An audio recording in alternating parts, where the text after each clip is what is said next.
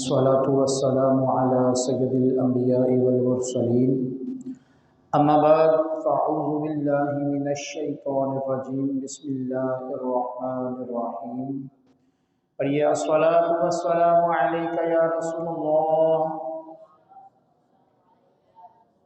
وعلى آلك وأصحابك يا حبيب الله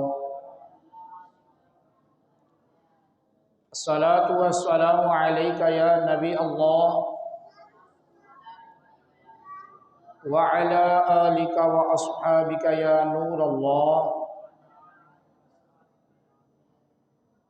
نويت سنة الاعتكاف۔ محترم دوستو، بچوں، بزرگوں، نبی پاک علیہ الصلاۃ والسلام پر درود و پاک پڑھنے کے بے شمار فضائل و برکات، جن میں سے ایک آپ کے سامنے عرض کیے دیتا ہوں۔ فرمان مصطفیٰ صلی اللہ تعالی علیہ وآلہ وسلم، جس کا مفہوم ہے کہ جو دن بھر میں مجھ پر 50 مرتبہ درود پاک پڑھے گا،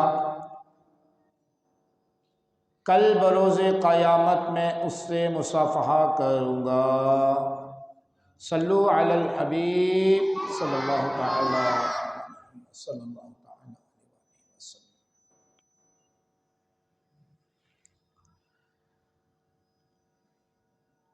آدھی رات کا وقت تھا، مدینہ طیبہ کے اندر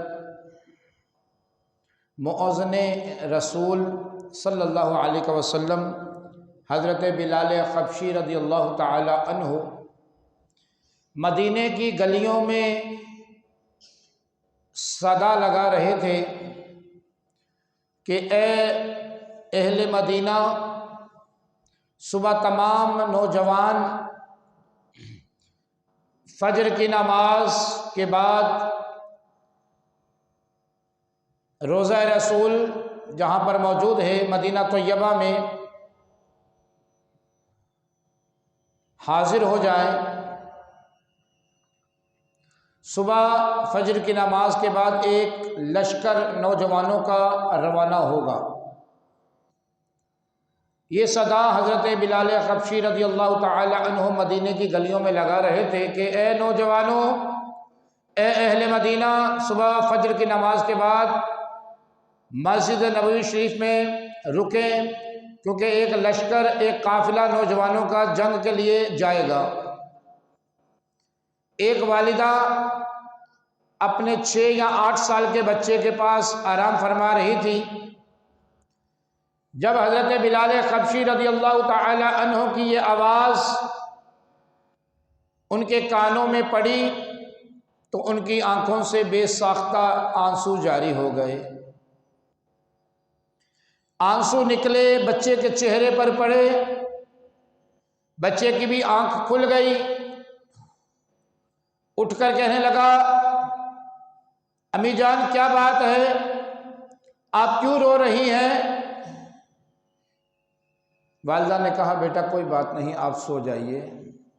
بچے نے زیادہ اصرار کیا، نہیں مجھے بتائیے کیا ماجرا ہے، کوئی تکلیف ہے، کوئی پریشانی ہے، کوئی معاملہ ہے، کیا ہوا؟ تو ماں نے بتایا، بیٹا تیرے والد پچھلے غزوے میں، پچھلی جنگ میں شہید ہو گئے، میرے پاس کوئی نوجوان بیٹا نہیں ہے، میں رو اس لیے رہی ہوں کہ کاش اللہ تبارک و تعالی مجھے کوئی نوجوان بیٹا عطا کر دیتا، میں دین اسلام پہ قربان کر دیتی۔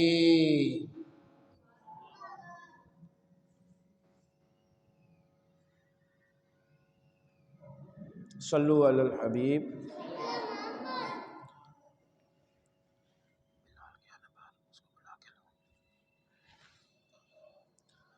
کہا، بیٹا میرے پاس کوئی نوجوان بیٹا نہیں، میں رو اس لیے رہی ہوں کہ کاش میرے پاس بھی کوئی نوجوان بیٹا ہوتا تو میں اس کو دین اسلام پہ قربان کر دیتی۔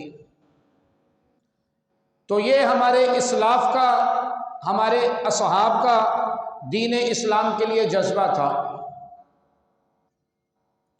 ایک صحابیہ ان کے 4 نوجوان بیٹے کسی غزوہ میں شہید ہو گئے، تو وہ زار و قطار رو رہی تھی۔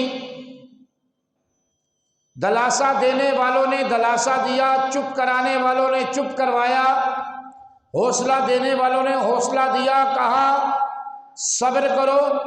تو اس صحابیہ کے الفاظ کیا تھے کہ اے لوگو سن لو، میں اس لیے نہیں رو رہی کہ میرے 4 بیٹے جنگ میں شہید ہو گئے، میں رو اس لیے رہی ہوں کہ اے کاش اللہ تبارک و تعالی مجھے 100 بیٹے عطا فرماتا، میں دین اسلام پہ قربان کر دیتی۔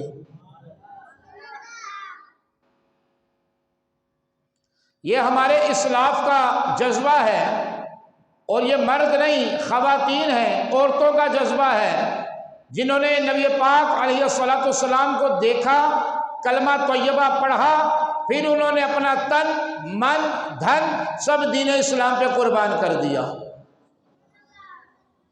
ایک صحابیہ کو ابو جہل نے قید کر لیا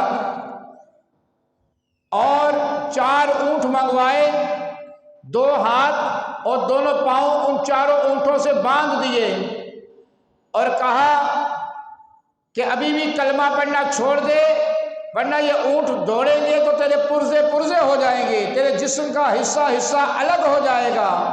اس عورت نے زار و قطار رونا شروع کر دیا، تو ابو جہل نے کہا دیکھ مجھے تجھ پہ ترس آ رہا ہے۔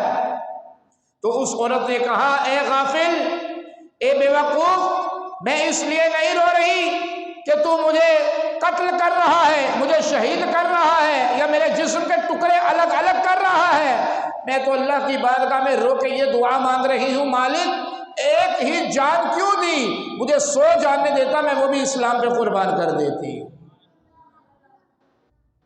تو اے میرے